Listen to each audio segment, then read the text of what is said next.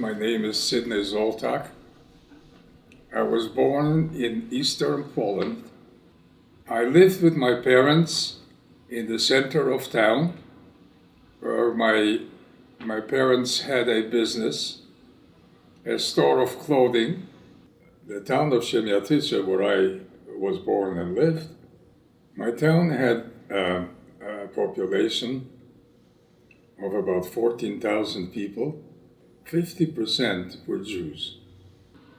My life as a kid, we were not rich, but we had enough of everything. When the war broke out on September 1939, naturally, we had to leave our town temporarily because German planes would come and throw down some bombs, and some of the houses caught fire. And for us children to see fire, we always imagined that this is our house that is being burned. When the Soviets came into our town, and that was according to an agreement that the Soviet Union and Germany had, our part of Poland fell into the section that it was going to be occupied by the Soviet Union.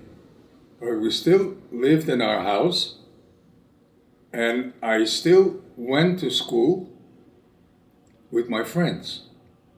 And instead of going to a Hebrew school, I was going to a Jewish school, or I would say where we learned Yiddish instead of Hebrew, the Soviet way. When Germany invaded Russian-occupied Poland and were in our town almost immediately. They closed the doors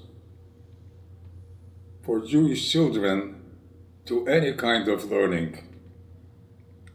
So our school was closed, and it was no more a Jewish school.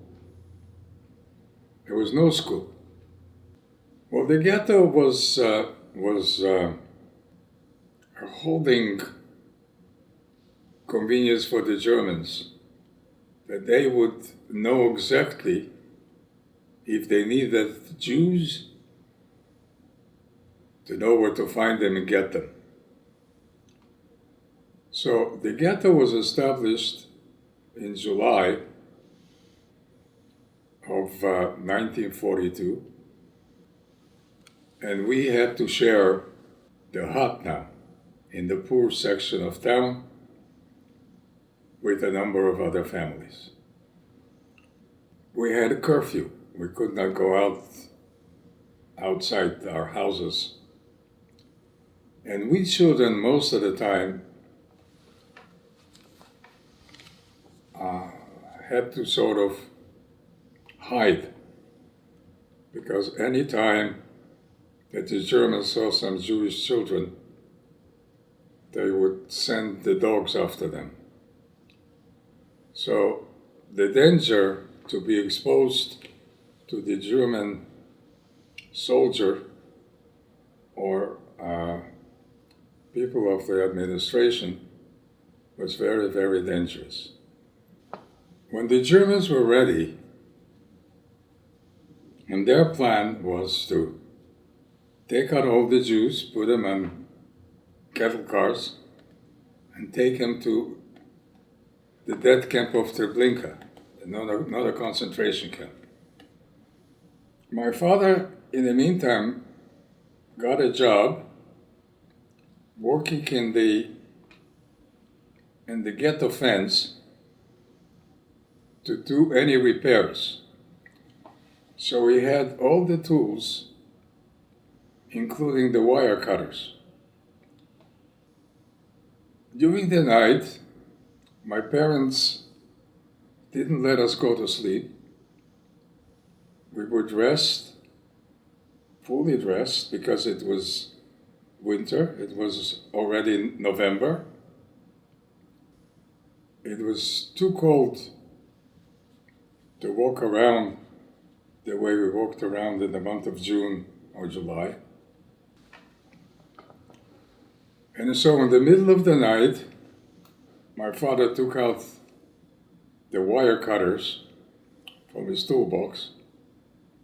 He brought us to the fence and he started making these openings for people to get out and run. And during the night of November the 2nd, 1942, the liquidation of the ghetto of my community began. We had a plan, that is, my parents had a plan, that we're going to go and try to find a place where to hide. How many of the people, the 7,000 Jews, survived? At the end? Yeah. 70. 70. 70 of the 7,000. That's right. So not a lot. That was the normal percentage of survivors who remained under German occupation when the ghetto was liquidated. Eventually, we got to a forest.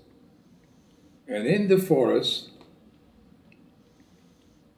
we were able to hide because Poland had a lot of forests where there was enough room to hide and not be seen. How long did you hide for? Well, I was there for 1 week. I found my father found me, I should say, about a week later. My aunt, uncle, and cousin ran away at the same time as I did because she also was running at the same time, and I grabbed her hand and pulled her so we can run faster. And we finally went to the area where my mother and my aunt had classmates that they went to school together. They started looking for a place where to hide or someone to shelter them. And the truth is that Germany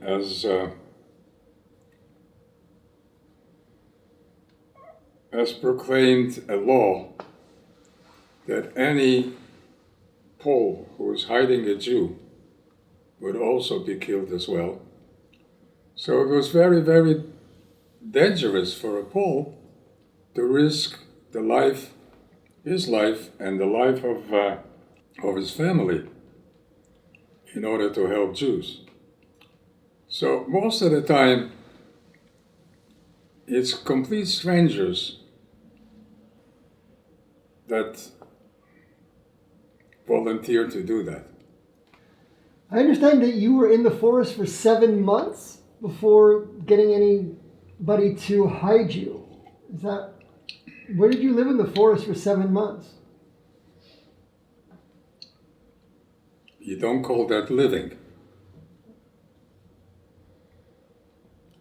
You call it staying away from the Germans.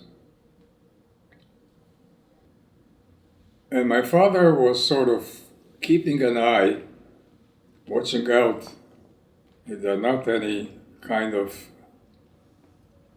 people who were looking for us to kill us. He met a shepherd boy that was watching his cattle. I think he only had 2 cattle. Not many cattle, but that's what his job. He spoke to him and he asked him to see if his family would help us. And his older sister recognized my mother, that she served her in the store, and she was very kind to her. She gave her a coat without being fully paid for. So she remembered that kindness, said, let's see what I can do to help that family.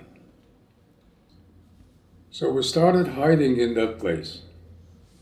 My uncle was the one who used to determine how far the front was away from us by looking at the sky. Realized we were very, very close, but the German soldiers were above us, so it was not safe yet. And there was once, about 12 months after we were in that concrete bunker, my uncle heard Russian spoken outside. So he forced the opening of our hiding place, and we came out, and that's when he spoke to Russian soldiers, and we were able to go with them away from the front and get some distance from the Germans. And this, we consider, was July. We were actually liberated in July of that year. So what's your message to people today? What can we learn? Eliminate any kind of hate. Hate should not be part of our lives. If you eliminate hate, you eliminate anti-Semitism, racism, any kind of isms that is hateful. And when I speak to mostly school kids, I tell them that we've done our part, you have to do yours by telling our story and making sure that you do anything that you can in order to eliminate hate.